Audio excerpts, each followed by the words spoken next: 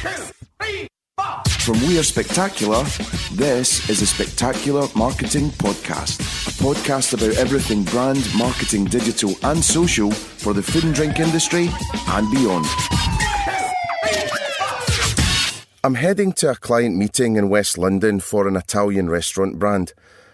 And as I'm going along to the meeting, I'm actually checking them out on my mobile phone to see if they appear when I'm searching for them and also searching for terms that are related to them on Google. Near me searches have went up by 37 times in the last year, and Google are stressing that near me searches and being on top of those is more important than ever.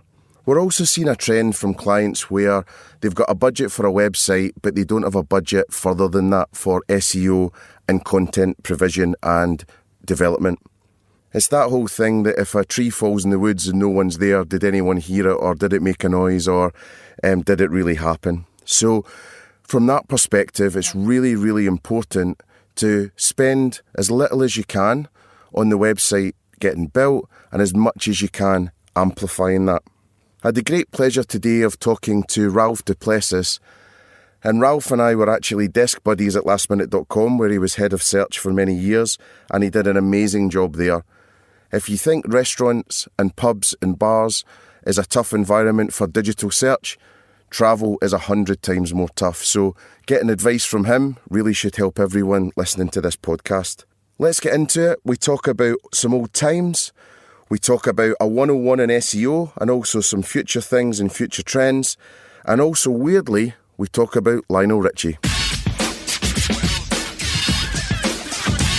So it's with great pleasure and an honour to invite Ralph du Plessis to the Spectacular Marketing Podcast. Hello, Ralph. Hi, Mark.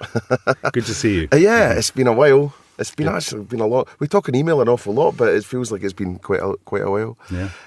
So Ralph, for those of you who don't know, is a friend of We Are Spectacular, and I suppose part of the Spectacular team and family and network and whatever, part of the gang. And Ralph is a search expert. How would you term this? Yeah, I mean, when my mum asks me what I do, I don't say I work in computers. I say I'm a search engineer or an SEO. Doesn't mean anything to her, but yeah. So I help businesses get found on Google. Great. And not Bing?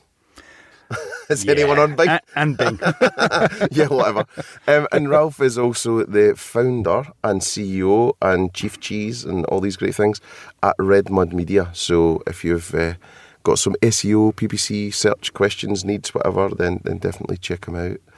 So crikey, we're just talking about kids and all that stuff. So we've known each other 12 years, I don't know. Yeah, about that. Something like this? Yeah, because I set up Red Mud Media 10 years ago in July this year.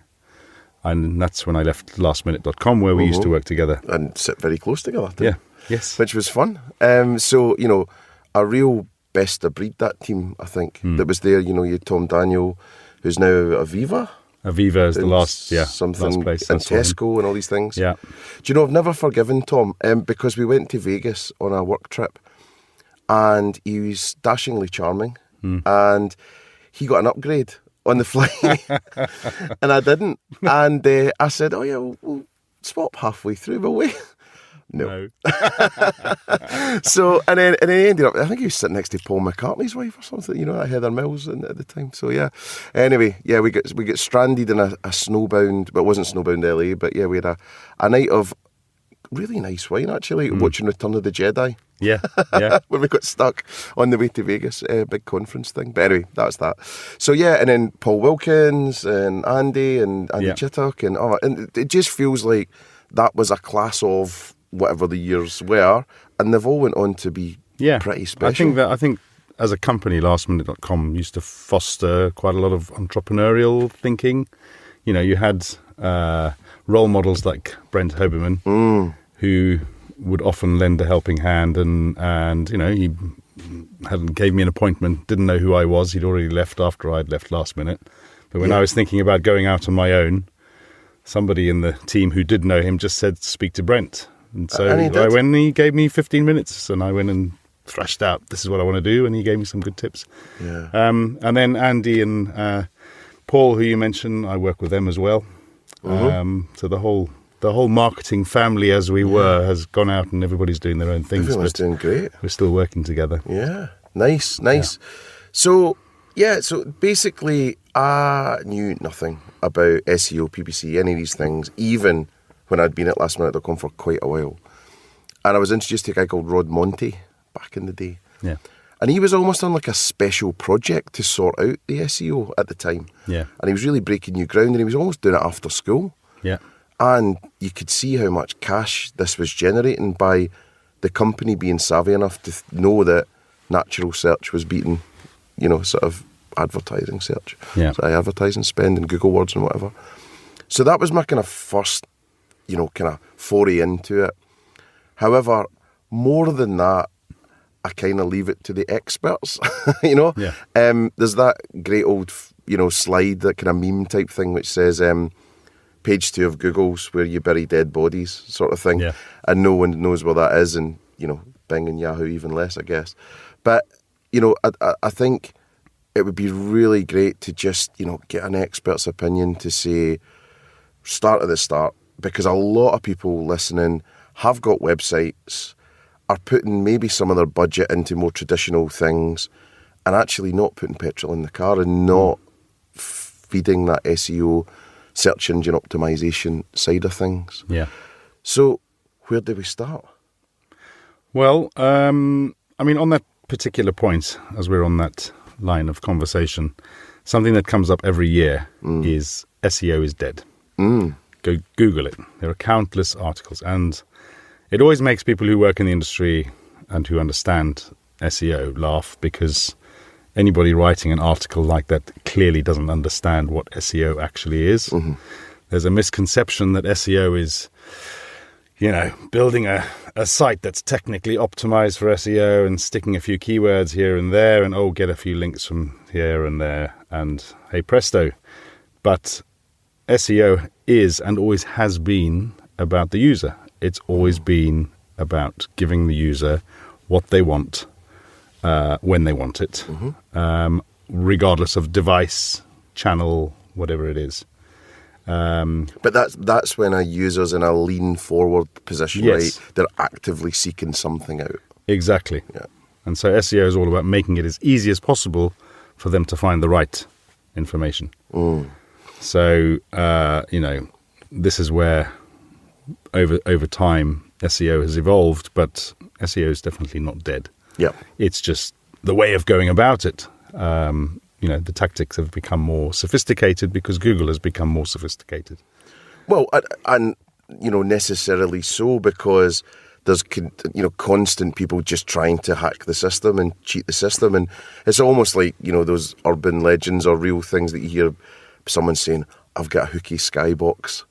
Sky's going to catch up with it at some point. Yeah. And it just feels the same. And also, I feel SEO's kind of got a bad name in a lot of ways because of the farming and all the rest of it. But again, something to touch on. Yeah, exactly. And that's the thing. One of the first things we always try and instill at the start of any client relationship is, expectation management. And that's something that needs to be managed throughout the relationship. Mm-hmm. You talked about earlier on about sort of quick win strategies like using paid media channels. If you're working with clients, businesses that are listed on the stock exchange, for example, they've got shareholders who care about quarterly figures. It's very difficult to get them to prioritize SEO because SEO takes more than 3 months to deliver results. And this is in the nearly 20 years I've been doing it, is one of the battles that never goes away. Yeah, and actually, to be fair, I think I've had quite a few clients asking me about it, and the understanding seems to be going up when you say, I guess I always talk about it as accelerator clutch, and sort of say, look, I don't know, in South Africa, were you all automatics? I don't know, was it? I don't know. Or did you have accelerator clutch, or was it stick? No, we did. Yeah. So basically, with that, start out with the paid, it's full foot to the floor, work in the background, and then eventually be able to ease off and, and sort of get that balance, But, people have got to be mature about it and know that it's a 12-monther really, isn't it? And the way to use analogies, the thing with paid media strategies, what they're really good for in terms of, from an SEO point of view, in terms of, and also, apart from being a quick win, is they're very useful for data capture. So keyword research is something that's very important for SEO. You might be able to run a campaign, and through a paid media campaign, you can quickly learn which keywords are most valuable to your business, which keywords are more likely to convert to a sale, which keywords drive the most traffic, but also which keywords are the most expensive to maintain. If you're paying £10 a click, then you probably want to focus your SEO strategy on that keyword so that you don't have to depend so much on paid search. But to use an analogy, the difference between SEO and paid search is, with SEO, your ROI continues to improve over time, even when you stopped investing. Whereas with PPC or paid media, when you stop spending, the traffic stops coming. Whereas with SEO, it might take a lot of upfront investment, but if you do it in the right way, that can send you traffic for years to come. Yeah. And then in terms of, you're sort of saying about starting out. So, let's say I work for an Italian restaurant group, and I've got my website, and it's there, and it's got a little bit of keyword stuff in it, and there's a blog with some stuff, and you're saying about finding out your most relevant search terms and all these things and the highest converting, and how do you even go about that? Where do people look for that stuff, for help on that kind of thing? That's a good question. So one of the first things we do, in fact, the very first thing we do when we take on a client, and this we do at proposal stage. You've probably seen this questionnaire. We ask 3 questions. Number 1, what is your primary goal? Your number 1 objective? What is your CEO holding you accountable for? Because when a client says, we want to get more traffic from SEO.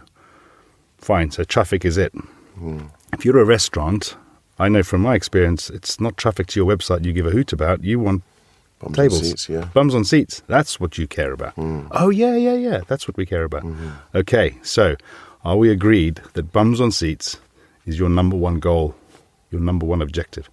If you agree with the client what that number 1 thing is right from the start, that helps the decision-making process throughout, regardless of what you're working on.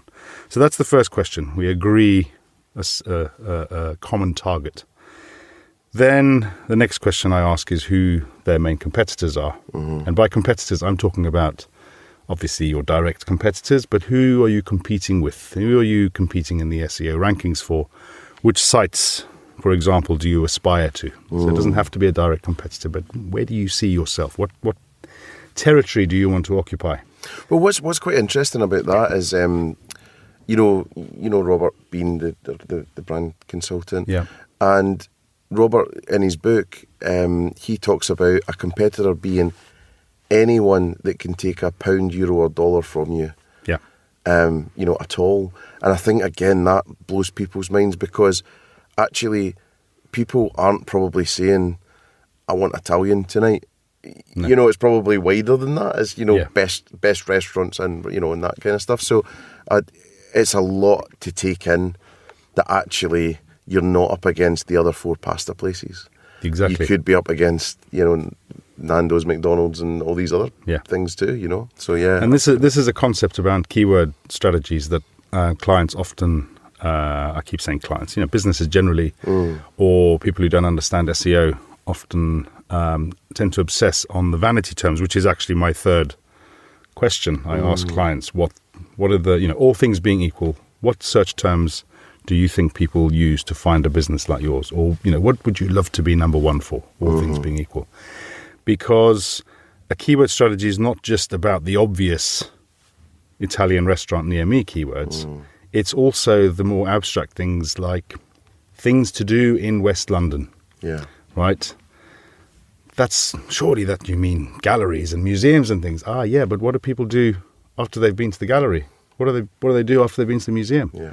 They get hungry. Yeah. And so you want to be thinking about the whole user journey up to the point where they search for Italian restaurant near me. Yeah. And you want to be touching base with them. You want to be seen throughout that user journey. Yeah.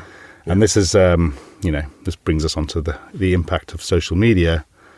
when it comes to SEO, another common question, which we'll probably go into in a little bit more detail later on, but people are having those conversations in different places, and if you can plant the seed while somebody's chatting to their mates on Facebook or whatever, by the time they come to look for a restaurant near me, their mate might have told them about this amazing lasagna that they had that lunchtime. Yeah. And that plants the seed for, actually, do you know what? I fancy an Italian now. So you can influence the SEO through social media. Yeah. So, again, when you've said what you say to your mum about being an engineer, actually, it's a bit of that, but, there's almost a bit of old school, hard grunt work, PR sort of stuff going on. So, I mean, where would you even start? So what you've made the strategy now on the back of the keywords. Then, what's the next step? So do you know what I think the thing about SEO, just coming back to the point about SEO being dead. In the 20 or so years I've been doing it, it's never really changed that much. I think what you want to be doing is, apart from your keyword research, one of the other things we like to look at is, spend a bit of time understanding who your audience is. It's a bit of a cliche, I know, but those keywords that are sort of the obvious ones, Italian restaurant near me, and the other related search terms I've mentioned, you need to understand that whole user journey. But also, there are different types of Italian restaurants. There are chains, but there are also the little gems, the one-offs that are the local secrets. Yeah. What kind of Italian restaurant is your customer looking for? There's no point going for casting the net out far and wide if you're not looking for the general customer. So SEO and the link between SEO and PR. Sorry, I've come to that point eventually in a roundabout way. I think when SEO, and we're talking maybe 2000, when SEOs realized the importance of links, that's when SEO and PR became one and the same thing. Yeah. You're just going about it in a different way. And one way I like to describe it is PR is about, you're targeting people. You want to get people talking about you. SEO, you want to get the search engines to acknowledge you and recognize you. Now, having said SEO is about the users first, I'm kind of contradicting myself there, but if you're going to differentiate the two, it's a strategy encompassing both. Yeah. And Google is now, in terms of being more sophisticated, they're much better at recognizing that if you're getting a lot of PR coverage, people are talking about you. There's a reason people are talking about you. And then they're looking at the context of those conversations. Yeah. And so if they can see a lot of people mentioning your restaurant name with other words like, most amazing, tastiest, best, da-da-da-da-da, without you even optimizing your site for those keywords, when people search for best Italian in London, they're going to be looking at all those signals and going, well, actually, do you know what? There's a hell of a lot of people mentioning this restaurant. And where's the chat happening? Is that on the social media channels? Are they pulling that through, or is it on forums, or? As far as social media goes, you've probably noticed tweets are often appearing at the top of the search results. So they reintroduced Twitter to the index, a year or maybe more ago. But they're looking across the spectrum. They're looking at, any content that's crawlable and indexable by Google. That's where they're picking it up. Yeah. But the links are still showing them the relationships. Right. So links are still the main currency. Yeah. The most influential factor. But whereas when we started, I say we as SEOs, when we started manipulating the link graph, because we knew if I get links to that page, I'm hitting page 1. Yeah. We knew that if we placed a certain number of links on blogs, newspapers, magazine sites, and they all linked with the keywords best Italian in London, you can, almost guarantee to your client that you're going to get them to page 1. Wow. But then this became rampant, everybody was doing it because Google wasn't doing anything about it. And market will screw everything. Yeah, again. And then And then what happened was they brought out this, there were a couple of high-profile examples made. I think Interflora was one. Oh, was it? Okay. They took them down just before Valentine's Day. Ooh. And you can imagine the impact on Interflora's bottom line when and you can't find Interflora, because they put out a load of links all pointing to their site with the same anchor text. So then Google made a few examples of sites, big brands, but they also brought out a disavow tool. And the disavow tool was kind of like a confession box / keeping your nose clean. And what the disavow tool that Google gave to us was a place where you could submit a list of links pointing to your site that you wanted to tell Google not to give them any value, right? So whether they were maliciously bought spammy links pointing to your site or whether you'd done it yourself to manipulate the link graph, this was an opportunity to go, sorry, Google, ignore these links. Oh, wow. Okay? But what was happening was there were different degrees of panic. Some people were submitting the worst links. Some were going, we paid that blogger 200 quid. We better put it on the list. Okay? So some perfectly innocent links or domains were getting caught in the crossfire. Right. And I think Google kind of shot themselves in the foot because what happened was then you had recognized publications starting to no-follow their links. And what a no-follow is saying to Google, don't pass any link juice on this link. Yeah. And that was, in effect, breaking Google. So I think the latest thinking on it is, people are still buying links, but they're doing so very selectively. Right. They're not blatantly placing best restaurant in London repeatedly in all the anchor texts. And they're making sure that the content that they're placing with the links is actually useful and valuable and so on. You'd never do that.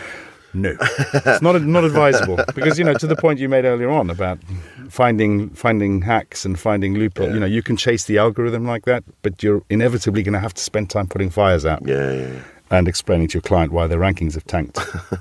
So, for a business like mine, I don't need that added stress. Well, so the other, one of the things, when someone's searching, things have changed dramatically now, right? So when someone searches, best chips in Brighton or fish and chips or whatever, then the search results I'm going to get back are completely different from the search results you're going to get back. And it never always used to be that way, right? Yeah. So you maybe speak a little bit about that. I'm really glad you brought that one up because one of the first things I try and get across is in terms of the expectation management piece when I start working with a client. So we get those questions back, and the first thing we do when we start working with a client is we set up reporting. So we've got a benchmark, we can draw a line in the sand. But the problem with SEO is there's a tendency to lean very heavily and obsess about rankings. Yeah. And as you correctly point out, we could type in exactly the same keyword, underwear. Most people wear underwear. But based on a number of factors, your age, your sex, your location, your search history, all these other things, you're going to get a different set of results to me. So we should try this. Maybe not live. Right, okay. Rule number one: See don't what ever happens. do a live demo. That's right. Yeah, But, I think it'd be cool. So a ranking tool is only going to give you results for the keywords you put into that report. Yeah. The keyword combinations that you think people are searching for. It's not going to include all the other random ones. Yeah. All the endless different combinations that people could possibly be searching in, typing in. So what I prefer to use, and a tool that I find invaluable for this kind of things, is I like to do a visibility report. So there's a tool called SEMrush, which is very good for this kind of thing. How it works is they have a massive database of something like the 4 billion most popular keyword combinations. And you drop your domain in and they look at how many times you come up versus those, regardless of industry. Okay. And that's Is that a free tool? No, they do have a free version, but yeah, it's it's great for competitor analysis. It's great for benchmarking and so on. But what it does is it comes back and it gives you a list of all the keywords that your site is ranking in the top 100 for.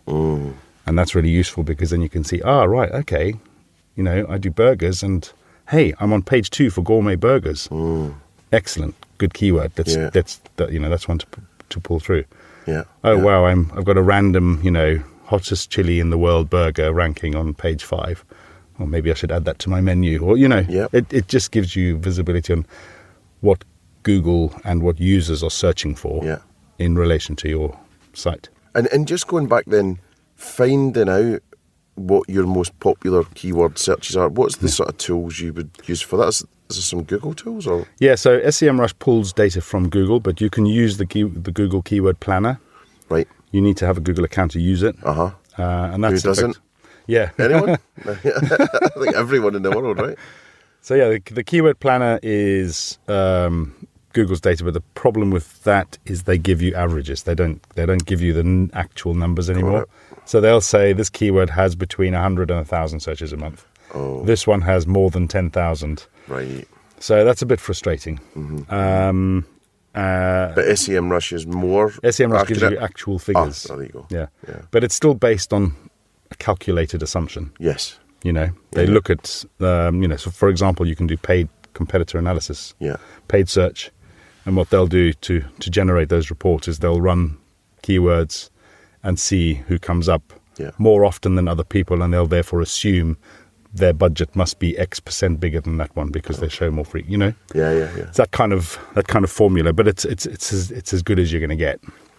And then, when you're actually then sitting down and saying, right, this is the most popular keywords, I seem to remember, obviously there's a dinosaur thing, right? There's the long tail and all that stuff. It might be quite interesting to talk about that and where, although it might not have the volume of searches, it might be better for you from a conversion point of view. But I don't know. So the way we try and communicate keyword strategies to clients, it's actually quite difficult because when you're doing the keyword research, you're getting hundreds and sometimes thousands of potential keywords that you've got to go through and identify which ones you think are the right ones. Yeah.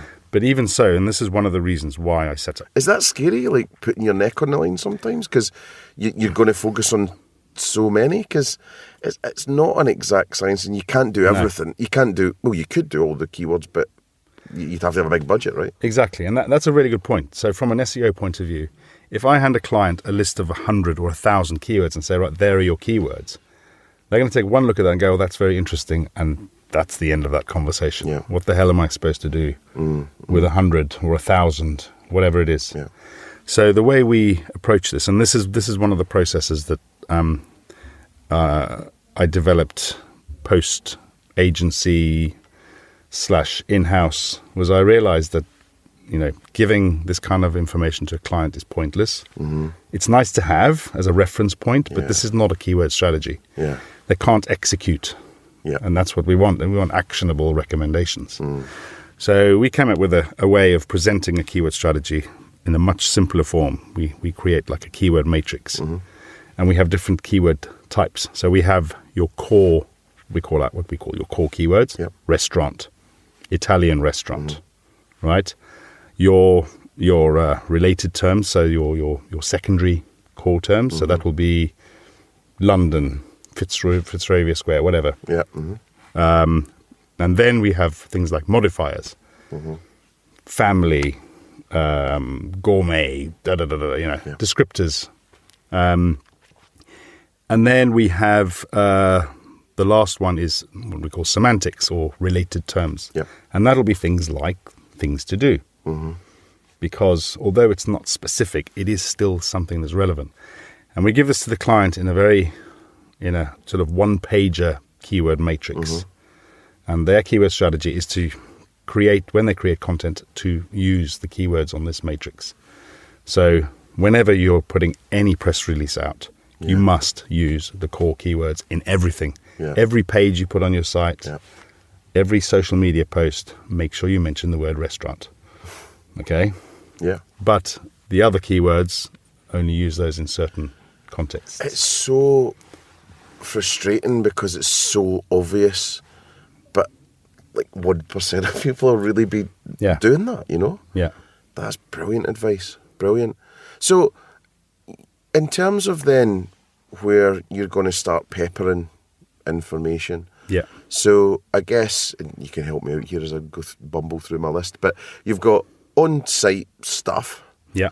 You've then got external media sites, review sites, social media. What else?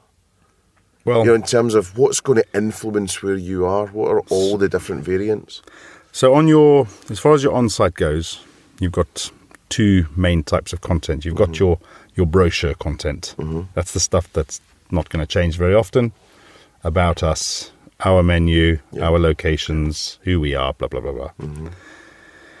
Then you've got your editorial content. So that's going to be like a blog, for lack of a better words. Blog, magazine, whatever it is. And that's where you're going to be producing the content that's going to keep your site fresh. Yep. So the reason fresh content is important, is valuable, it's the way to think about it is if you've got a lot to say about your subject, you know a lot about it. Yeah. And therefore you are more of an expert or an authority on that subject. If you're not talking about your subject, or you don't really have much to say, that's not to say you can't rank on page 1. The other, there are over 200 factors that decide where you rank on Google. And are you going to list them? No. How much time have you got? I've got plenty of time. But it's a common. Think about it on a sliding scale. You want to try and nudge that slider as much as possible, and so having the content on your site, and then talking about your brand regularly or talking about your topic regularly, all contributes to that. But if none of your competitors are doing it, if all your competitors' sites are static, never adding any content, then you don't need to, because the balance hasn't shifted, right? And so when it comes, certainly in food and drink, unfortunately, this is not a dormant industry. It is very competitive. It's like, travel. Your competitors are churning out content. And quite frankly, food, you haven't got an excuse not to be. It's a very visual product, and recipes, so there's no excuse not to be doing it. You don't need to be a creative genius to come up with topics, but just talk about the stuff the stuff you're good at. But what about, so people that I've been speaking to, in the past were quoting things like, your site needs to be 25% fresh content every week or stuff like that. Is that a good gauge? No, I don't believe in these percentages no. or keyword density is another thing I hate. Quality over quantity. It's much better. Just keep doing, fighting the good fight. Be consistent, but put more time and effort into the quality of your content than trying to, I often get asked, how many times should we be writing a week? How many blog posts should we do a week? We can only do one a week. Is that going to be enough? Well, if you're going to knock out 200 words and not put any effort into producing it, then whether you do one a week or 5 a week is going to make no difference. But if you really put a lot of effort into that amazing, 3,000 word essay about how to get the most out of fresh garlic, and it's the best guide to getting the most out of garlic on the internet, you're going to get a lot of links. You're going to get a lot of people sharing that on social media, and that one piece of content is going to bring you a whole load more value than doing 50 pieces of really boring stuff that nobody reads and nobody. And what about obviously we're focusing a lot on the written word. Yes. What about images and video and speech and all these things? Is it helpful for that to be part of the mix? Absolutely. One of the biggest challenges, most common, and it's not just with small companies, it's with bigger companies as well. Making good content is expensive. Whether it's because you have to employ somebody or it's the time that goes into outreach, for example. Anybody that's worked in PR knows you've got to be on it. You know, you can't just old school phone. You can't just fire off an email and then leave it at that. Yeah. You got to pick up the phone. You got to hustle people. So there's a lot of time and effort that goes into the outreach side of things. But in terms of content production, one of the things we always try and encourage clients to do, regardless of how big or small they are, is think about how you can repurpose that content. Yeah. So I mentioned earlier on about having information available to users regardless of what platform they're on, what channel. And that means if I want to listen to a podcast about how to get the most out of your fresh garlic, and you've got a podcast on there, brilliant. Yeah. I might, it's an opportunity for your brand to engage with me. Yeah. The next time I want to go shopping for garlic online, I'm going to remember, oh yeah, I remember that podcast. Yeah. I'm going to go and check those guys out. And then you're going to find the same piece of content that was in the podcast in a written form with a video guide with, So thinking about the touch points that, wherever you can reach the client, the customer. And so in real terms, what that might look like is you put a load of time and effort into researching, the top 50 most popular recipes that have got tomatoes in them. Yeah. Right? You spend a week, 2 weeks researching species of tomatoes, different cuisine styles. You put a hell of a lot of legwork into that piece. Yeah. You write your article, and then very often that's where it's left. Yeah. Done now. What you've done is you've created this amazing list of useful, 50 things. That's an incredibly useful resource. You could turn those 50 things into 50 individual social media memes. Yeah. You could then take those memes, stick them into a slideshow, convert that slideshow into a video, and so on and so forth. And I think that's the point that, people are missing so much. And I think actually people are putting so much effort into the social media world, but it's almost like Instagram stories in the sense that it's disappearing. They put the post up and then that's it. Yeah. And I think, there's a few people out there, certainly the B2B side, that are doing it really well, and they're acting like a TV channel would. Yeah. Where they're recapping on something they had before, and then a clip, and then another clip that then leads you to then, 6 months after they talked about it and the thing they talked about was in the news, they will then be smart enough. But you're needing a team of like 20, 30 people to be that smart, for memes, for everything, topicality. Yeah. I mean, we're getting the podcasts scribed now as well, which I think is going to help. But exactly. we're not going far enough at all, where we should be taking the best things that people have said and then getting those out. And, but as a small business, as we are as well, it's an excuse. But I think we're doing the max that we can right now, and I think that's the thing to say to people as well. You can't do everything.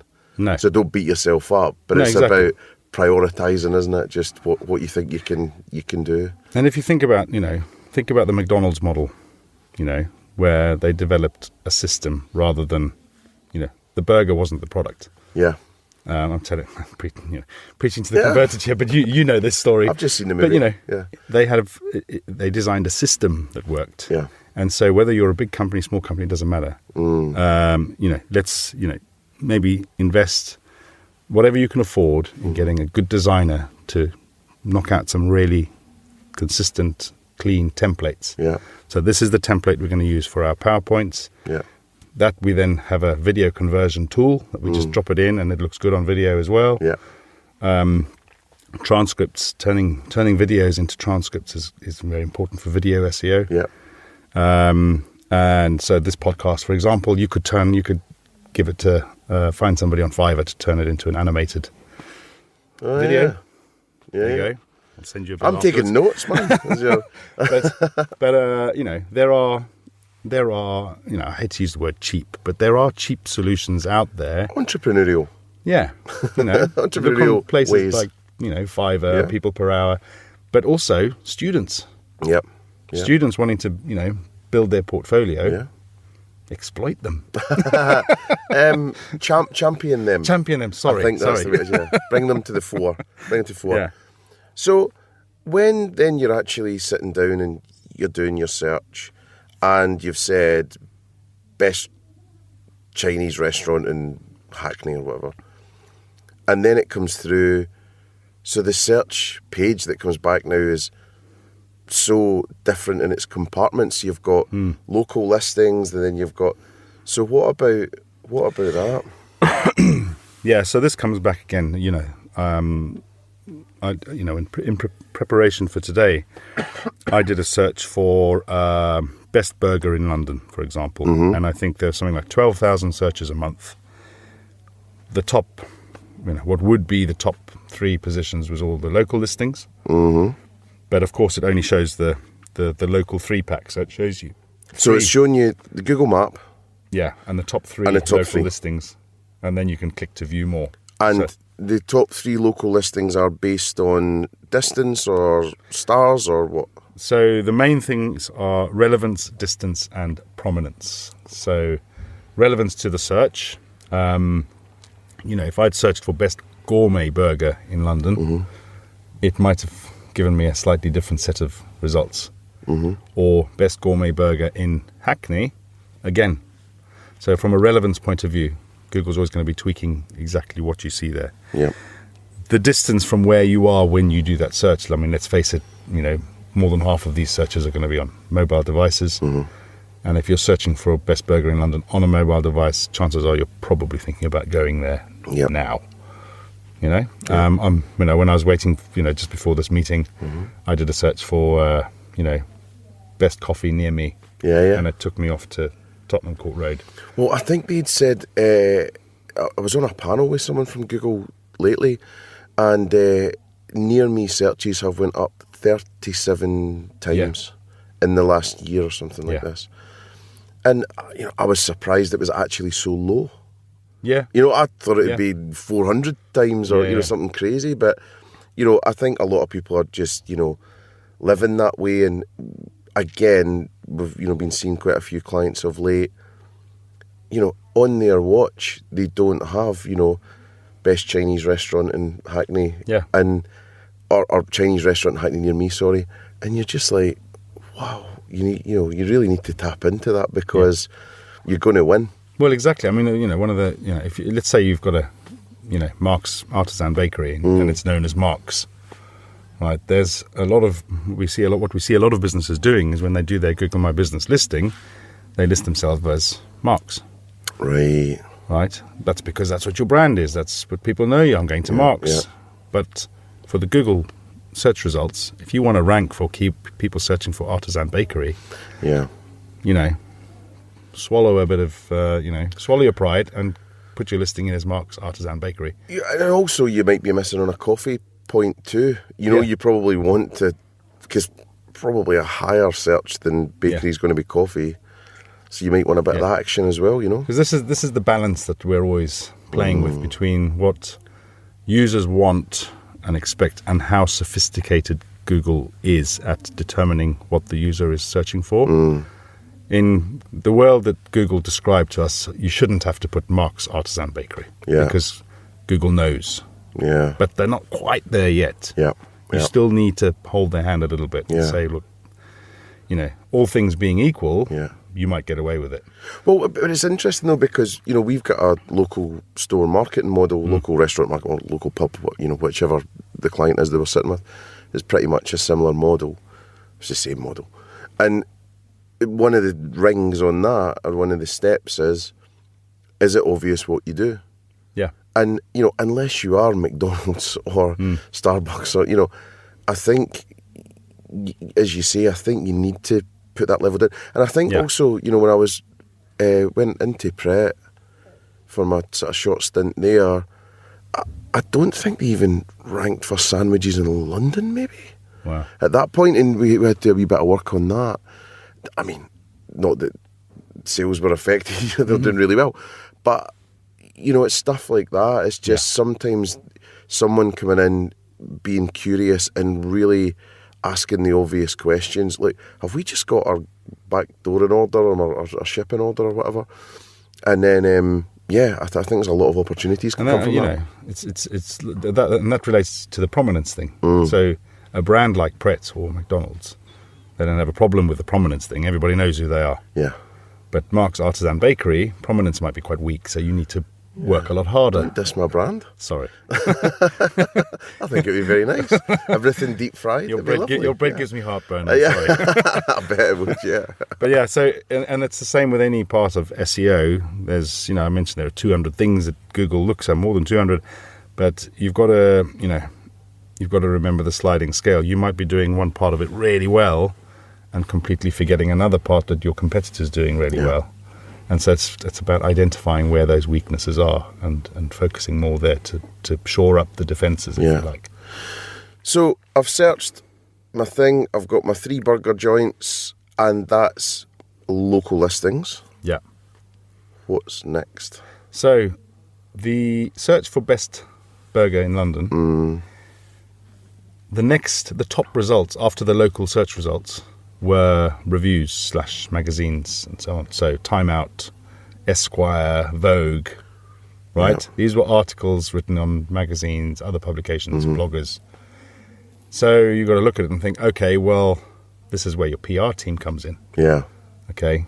And using that example and going to the PR team and just saying, you guys need to help us with our SEO, is unlikely to get anywhere. But if you explain to the PR guys, hey, look, 12,000 searches a month, Time Out ranks number 1 for this. Yeah. And if we could be listed in that still counts as SEO visibility, in my opinion. Just because it's on Time Out. Yeah. They're ranked number 1. Why aren't we in that list of top 10 burger joints? Well, interestingly enough, you're probably, potentially, more likely to trust a review than in Time Out that says, here's the top 10, and you happen to be one of the 10. Yes. Than actually the main site of Shake Shack or Bleecker, yes, or whatever ranking. So I think it's a good thing, probably. Absolutely. I mean, and this comes back to links. Everybody thinks they're the best. And if I go around and tell everybody that, my bread's the best bread, people aren't going to take my word for it. People want other people's opinions on it. Yeah. And so this is where Google's getting better at understanding the user intent. Is if I'm looking for best burger in London, I should probably give that user some opinions rather than this site. It would be great to rank number 1 for that, but and so this is where they're getting much better at understanding what the user actually means when they search for a particular search term, and that comes back to different search results. So links from other sites we've always described them as votes. Yeah. If you're getting a lot of links from other sites to your site, that's an endorsement. I'm not going to link to a site if I don't think that there's value in my site visitors seeing that site. Unless, of course, I'm being derogatory, which is where the context comes in. If Google sees loads of links pointing to your site, but 8 out of the 10 articles are talking about what an awful place this is, right, that's not going to be great. No. And Google's going to make that association of worst burger joints in London. Yeah. So you don't want to be on that list. No, and I don't know that many people would be searching for that, I suppose. So you've got your local listings, you've got your media, and I know it's not always in this order, but the next chunk is going to be review sites? Yeah, so review sites fall into the same, so reviews are mixed very... in, yeah, so if you can have reviews on your site... That's going to give Google added validation from the general public. Native or pulled through? The problem with native is it's a maintenance minefield. Right. Because if it's native and you get, I'm painting a bleak picture here, and you get a series of bad reviews, we all know what happens if you delete bad reviews. Yep. Okay, so you can't do that. So I think, maintaining, responding, this is we're going off on a tangent here slightly, but I think using other platforms, FIFO, for example, is a good thing. Because, you can always remove the reviews from the site entirely. Yeah. But they're still out there. But having reviews is a good way of generating, fresh content. I mean, with a blog, for example, let's assume you're on a platform like WordPress, then yes, you want your comments to be open, because when the comments get updated, it keeps the page fresh and it updates the page. Well, I was surprised that I was reading a couple of sites the other day, and it was more of a B2B thing. And yeah, they'd switched comments off, and it was like, what's the point in that? I just thought that's so sad. And it was a really good article that had been written about chefs or something. I just thought it was a bit naive. Yeah, why not just say, look, we're not monitoring these comments anymore, or responding to your. You want people to interact, I think, and then I think FIFO is a really good example because at least it's no receipt, no review style of thing, and we know the guys over there a little bit, and I think I think that's a thing to be supported. I think, I think in terms of just purely conversion rate, people look for reviews, and if you've got them, you're much more likely to convert than if you have no reviews. Yeah, and, I think people look at a lack of reviews with suspicion. Yeah, almost. Yeah, which brings us onto the topic of conversion rate optimization. That's probably one of the most underrated, underutilized strategies because people are so obsessed with getting traffic there. How much traffic? Yeah. But so you mean on-site conversion? Yeah, on-site conversion rate. Total blind spot. If you're getting a 3% conversion to booking, and you can increase that to 4%. That's a 25% increase in the number of tables without increasing your traffic. This is awesome in terms of the point. No one's thinking like this, right? Not many. No. And the reason is that this is, food and drink industry in the main, it's just not grown up with, it doesn't see itself as an e-commerce business, apart from the delivery businesses, of course, and, and actually the leisure sides of the hotels and, pubs with rooms. And I mean, they get it. But I think I don't think, there will be people out there, of course, but I don't think enough people have probably got the time and the resource, actually, to get obsessed about it because they're too busy doing the 400 other things they need to do. However, I think that's a great point that if you could just, because the great thing about digital always is that it becomes a business model that is solid. Yeah. So if you put £1 in, you get 20 quid out. And it just, and people just haven't, and get their head around it. And I think it's a patience thing as well. Yeah. Where they're not going to give it a year to sort itself out. No. They'll make a few tweaks. And also, I want a website for £5,000 and that's it, thanks, tick. Yeah. So I think there's a lot of work, and the smarter than the average bear people out there, and there's a ton of them. I'd stop sweating some of the small stuff offline. Yeah. And if you could bring back that 2 point, 3 point, 5 point jump in your conversion rate, I think you'd be a hero, we did a split test with a client that does, they did predictive lead scoring. It was a, sales platform. And we did some very, very simple split testing. We changed the size of the font in the button that said subscribe to our newsletter. We made the letters a little bit bigger. Right, that's all. Uh-huh. And I think we made the button a different colour. Flash? No. The branding was green. Uh-huh. The button was green, so we changed the button and made it orange. Oh, good shout, yeah. Conversion rate optimization 101, use the opposite colour on the palette. Yes. And conversions went up by something like 375%. That's all we did. How low was that base? Well, it was pretty low, but that proves the point. Though. It was the point is it's such a simple little thing, and so you can look at your site. You can there's a tool called Hotjar, which is free up to a point. So HOTJAR. Yes. Okay. Right, and it's free up to a point in terms of volume. And you put a little bit of code on your site, and you can do heat maps. You can see where people are hovering, where people are clicking, all that jazz. You can also record user sessions, and you can sit and watch people, and you can see, well, they're scrolling up and down. They're not looking at the stuff I want them to be looking at. Well, maybe it's because our Book Now button is below the fold, or the Book Now text is so small and obscure you can't see it. Yeah. And I think with me and you and I, being brought up in the hotels and holidays world, man, I was like 3 Book Now buttons above the fold at all times. And I know things have changed because people are forever scrolling and whatnot. But again, it's just those simple things. Like when you even say to people about the fold, they're like, the fold? What's the fold? Because at the top it's a logo, an overhead shot of a dish and their Twitter handles, and you're like, that if they do nothing else, they're going to see that first pane. Yeah. Just when I'm on that point, actually, another thing which is a revelation for some people is that not everyone goes through the front door.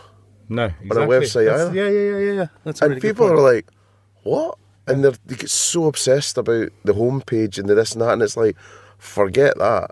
Actually, start thinking You've got about 98 pages in the index. Yeah. You've got 98 front doors. Yeah. Oh. Yeah. And it's overwhelming, but exciting too. And, if the main three things are people are going straight to the menu, straight to what today's soups are, straight to where you are, maybe prioritise a bit, and screw the homepage. Don't worry about it too much. Yeah. So, I think that's quite a good one. So, in terms of then maybe sort of looking a wee bit further forward now and sort of heading on, what are you sort of seeing as kind of latest changes or trends or advice on that sort of thing?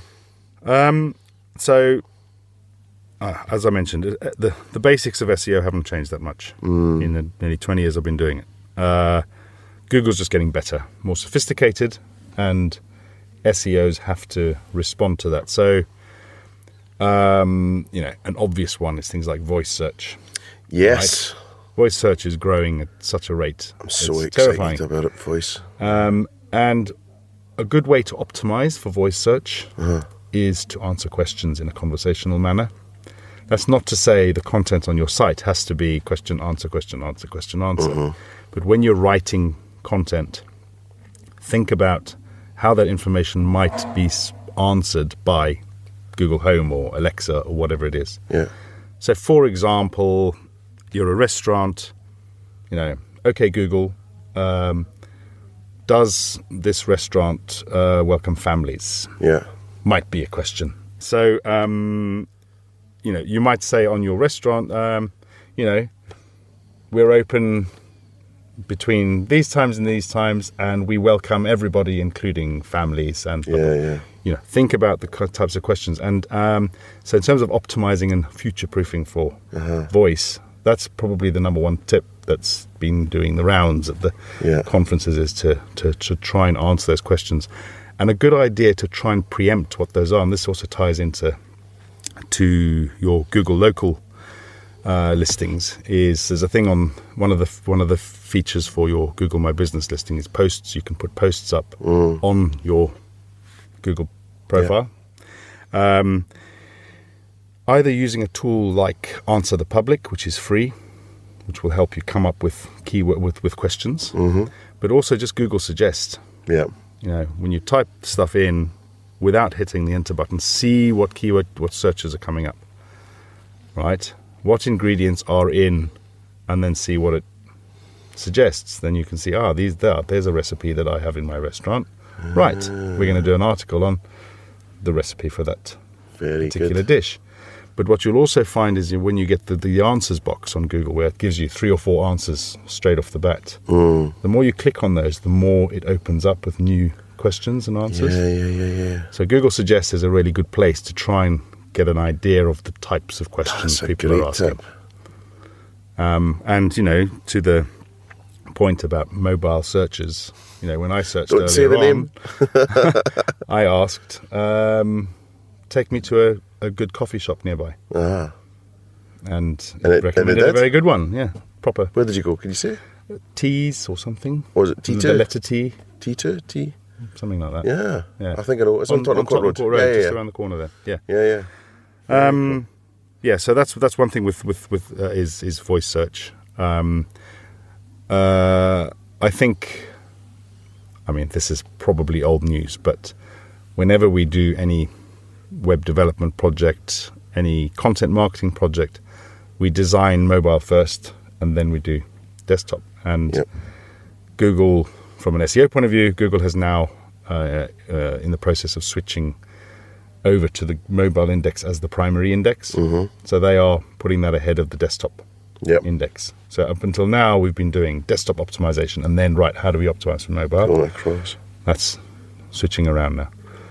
And something I noticed the other day, we are working with a few hotel clients at the moment.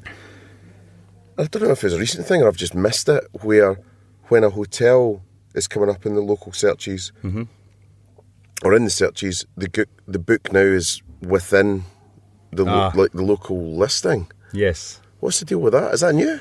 Or not really? Or is it dodgy? This is a bit of a contentious issue Is it? for one of my clients. I think it's one of your clients as well, actually. Oh, hello. Yeah. Because so there's two parts to this. There are within like your paid search campaigns, for example, there are tools and functions in there to put in book now buttons and offers and all that sort of thing. But with hotels in particular, Google is becoming a travel search engine as well, as you may have seen with flights and so on and so forth. Hotels are in there, but you've got to be in the club. And what does you can't just say, I want to be in there. What does the club mean? Length of service, spend, brand? It's about relationships. Okay. So the client, I won't mention any names, we're trying to get a client in there. And we're having to go through our account manager at Google to explain, look, you're showing aggregator sites for our location. Yeah. Why can't we be in there? And it's because it's still it's still a tool that's in the testing. Can that not happen for restaurants though? Why wouldn't they do that? I don't see why not. That would be, awesome for the guys. I mean, it wouldn't be surprising. Restaurants, pubs, whatever. Yeah. Wow. So just when I saw it, I was like, wow. That's the thing you got to remember with and it's changing so quickly now. Yeah. With SEO, it's so much harder now to get traffic from your traditional where I rank search results. Yeah. We've got, look at travel, for example. You've got, especially with hotels, you've got local listings and it's incredibly competitive, same as food and drink.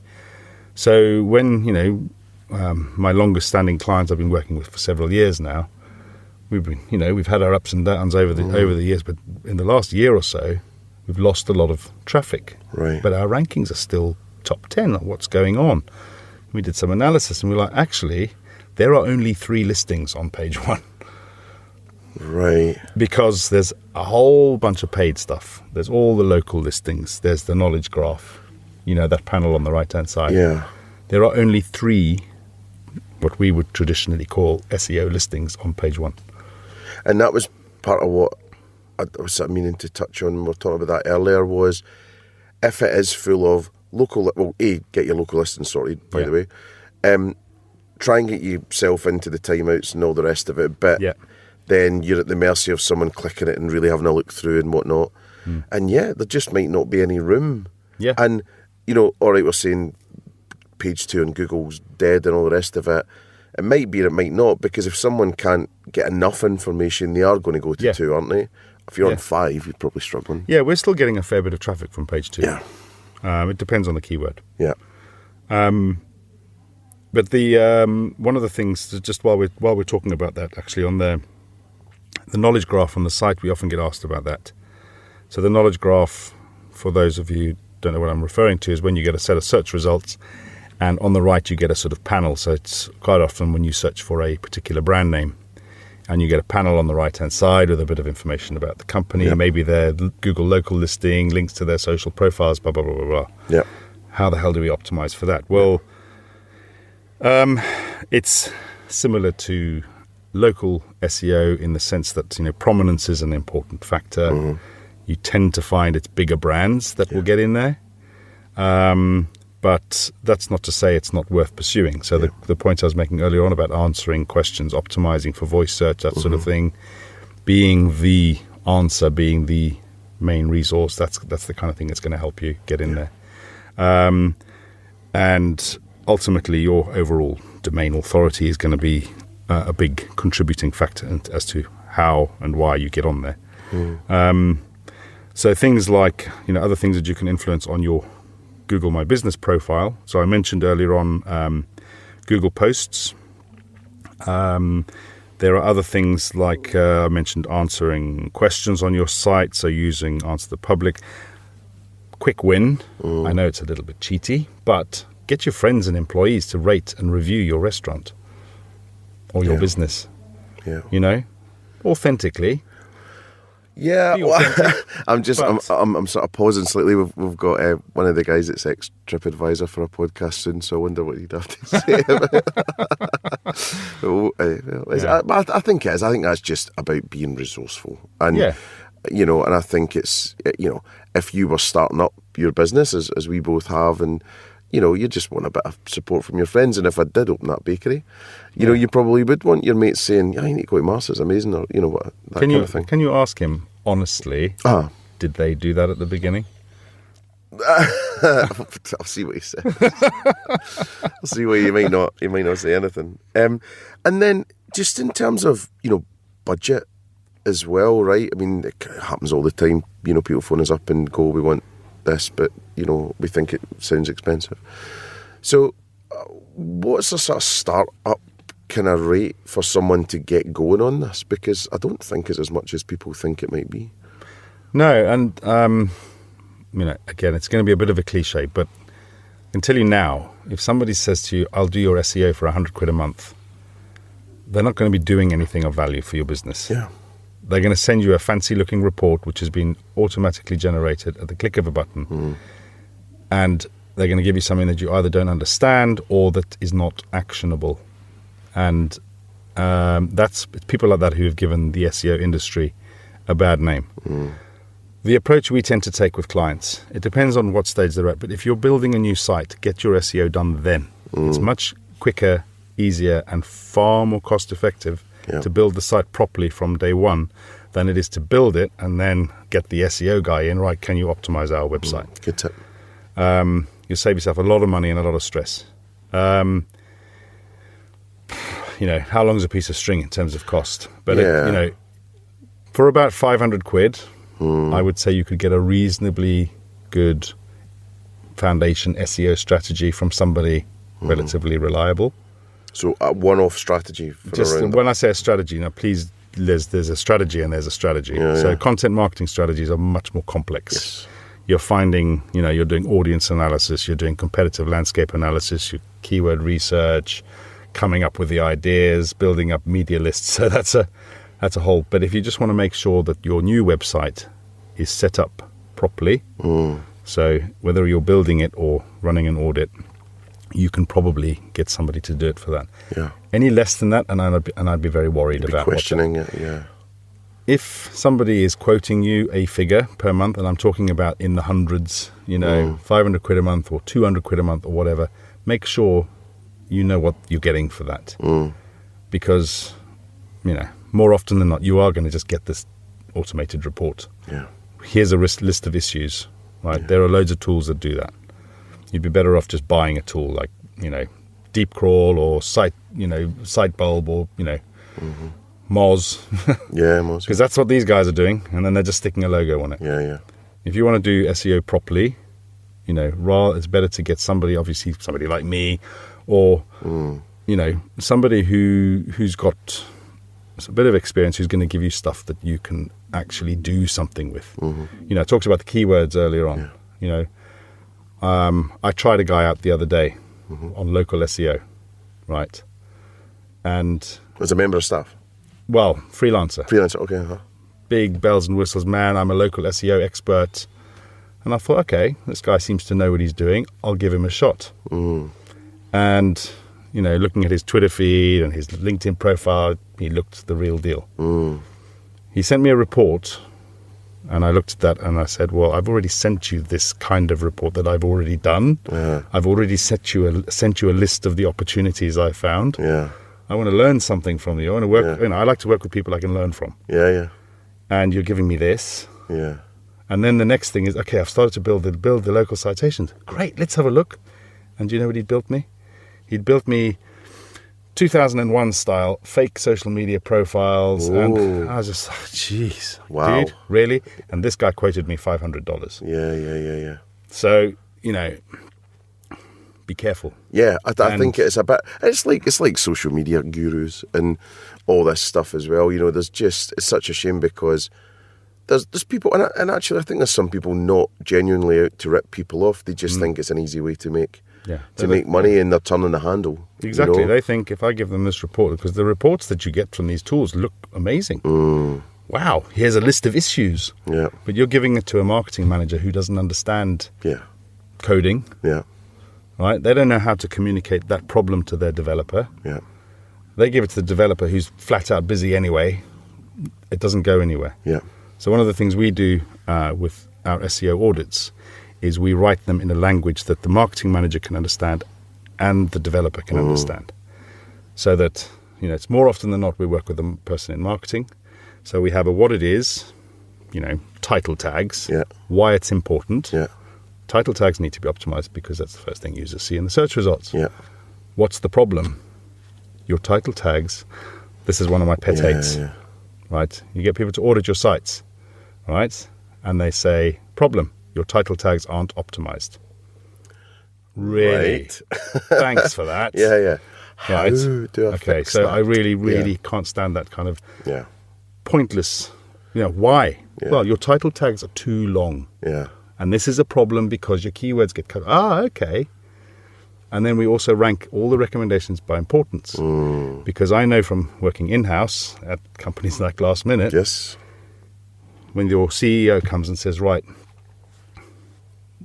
how are we doing on the SEO? Yeah. What's the status? You've written the report in a language that marketing person can understand, right? That marketing person can go to the developer and say, right, these are the list of 10 things we need to fix. That developer's not going to say, oh, okay, then I'll get them done. Yeah. The developer's probably, especially in a bigger company, is probably going to say, okay, which one's the most important? Yeah. Or give me the 3 most important. I'm not doing all 10. Now, that's a great point, because whenever I've had to deal with developers, and you still do within the company and stuff, and I think it's that great thing, communications in the art of the received, and most developers are in the blue circle rather than in the creative side, and they want zeros and ones. You need to just spell it out and say, I need this exact thing done by then, and and it just helps. So I think it's a great thing you've got that dual translation going on. There's a couple of final things I was going to just sort of talk about, and one of them was when you're writing articles. Yes. In the lateral sense more than the literal stuff. And the one that sticks in my mind was a fabulous one that you did, and I know it had a good result, which was about country walks or walks. So I think that'll be interesting to just sort of chat about, because I don't think people think in this way about SEO. Yeah, so what we did was, it was 101 things to do in the Lake District. There you go. Which we did for Travel Zoo. Yeah. And what we did was we thought, okay, well, we want to rank for Lake District hotels. That was and hotels in the Lake District, and because, there's a lot of things to do. Cream tea. 101. Apparently. And so we did a bit of keyword research, and lo and behold, things to do in the Lake District.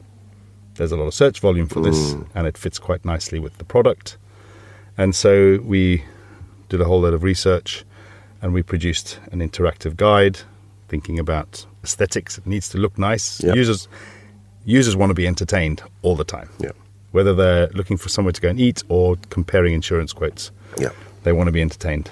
And so it needed to look nice. It needed to be functionally useful.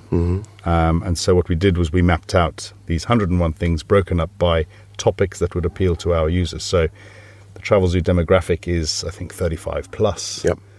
So we probably, maybe steer away from the high adrenaline junkie type activity, and the focus more on things like, families, walks, that sort of thing. So we thought about the target audience, which on that point is another place where social media is your friend, as we all know from the Cambridge Analytica story, which I think for people like you and me came as no surprise. No, but wasn't shocked. But use it.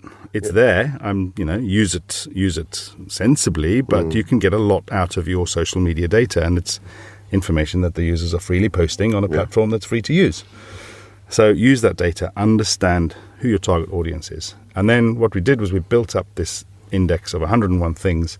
Part of the strategy, therefore, was to create a really useful resource. Yeah. So in that whole thing, no deals. We didn't put any commercial things in there. Yeah. Buy this deal, book and this again, deal, blah, blah, blah. important point, right? I'll highlight this one because, again, everyone's like, oh, but we've got to be selling. It's like, no, this is completely flipped on its head. Exactly. Give the value, give the extra information, entertain people, as you say, and you'll get the sale. Yeah. And that's for, and this is what I was talking about. We invested in that project 2 years ago. What are we now? 2018, I think. Yeah, about 2.5 years ago, I think. It's still top 3, competing with the Lake District official site and TripAdvisor. Yeah. Damn TripAdvisor. TA. And then the last thing I was going to say, and then obviously you can see if you'll get anything else, was, have you ever had a favourite ad word? Oh. Because I've got one, and it'll bring back some memories. Go on then. Okay. So when I worked in the lifestyle department at lastminute.com, we had a surplus of Lionel Richie tickets. Do you remember this? Yeah. And Andy Chittock, I think maybe, wrote, instead of just writing Lionel Richie tickets for sale, the keywords were, the AdWords were, hello, is it Lionel Richie tickets you're looking for? Which I just thought was like the best thing in the world. I'd absolutely loved him for that. And it was so on brand for us as well, That's a great example of why you need to look at your competitive landscape. Everybody wants to be found for, best Italian restaurant in London. You go and drop that into a search engine and look at what the other listings look like. Hotels is a good one, right? Holidays is a good one. Everybody, go and search for those keywords, has got cheap holidays 2018, 2019. None of them are standing out. No. So be original. It's a little bit. And they went. I mean, put your keywords in there, but be original. Talk to the user. We had a couple of hundred to get rid of, and he done it, bless him. So I thought that was great. But so what about you? You get any final thoughts or tips? One last thing I wanted to mention on the knowledge graph. Yeah. A tip that might work for your users is, I mentioned your users. Sorry. Readers, listeners, listeners. Yeah. The knowledge graph panel on the right-hand side. The other important point I didn't mention, this would come from a technical SEO, is to have your content marked up on the site. So using schema markup. But is schema markup's a site? There is a schema.org, which will give you it's a site for developers. Yeah. But we'll put a bunch of links in the we'll put these notes in there. And stuff. Yeah. But what that does is, and I still to this date don't know quite why Google needs you to explain that this is an image on the page and this is an address. I think maybe in time they'll get better at it. But what it means, what the schema does, is it explains to Google what bits of code on the site represent on the page. That's a very bad way of explaining it. But if you've got an address on the page, and this is important for your local SEO, you use schema to say place. This is a place. So if you want to watch a video that explains this objects and things, Google Knowledge Graph on YouTube, and this is a video that came in 2012, and it's really good. Great. We can put a link in the follow-up. We will. But if you're in food and drink, don't be afraid to publish recipes and mark them up on your site as recipes. Yeah. You might not want to share your secret sauce, but put your recipes up, because that's the kind of stuff that also gets pulled in and enhances your profile as an expert. But as a, last but not least, coming back to the PR relationship, if there's one thing that PR people need to learn to do, is to ask for a link. Link back to your site. If you get a placement, ask for a link. Yeah. The rest of it will take care of itself. Yeah. If it's an article about, restaurants in the West End, your keywords are already there. Don't worry about trying to get a keyword into a headline or whatever. Don't worry about that. Yeah. Just get that link. Yeah.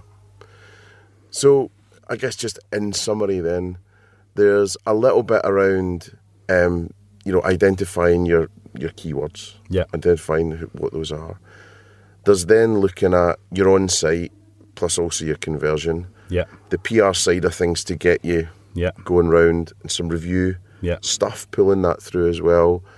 And then there's also looking into these wonderful other areas, which is voice, video, but and looking at repurposing that content more and more to, and I think, you know, massive cliche, but SEO, you know, it really is a marathon, not a sprint. You know, it's a have 3 years in your mind, not even 12 months. You know, just, you know, stick in there, do the right thing, and you'll live off that, as you say. Exactly. For a long time. If anything, it will pay for things during the lean times. When you haven't got a marketing budget, if your SEO is good, you're still going to be getting that traffic through. Yeah.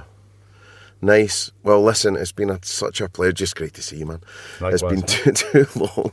Thanks for having me. What are you doing? Are you going back out to Norwich? No, I've got a meeting at the hotel down the road. Oh, hello. At the big one, the St Pancras. Oh, lovely. Renaissance. Very nice. Whatchamacallit. How's their search engine? I don't know. I'm going to go.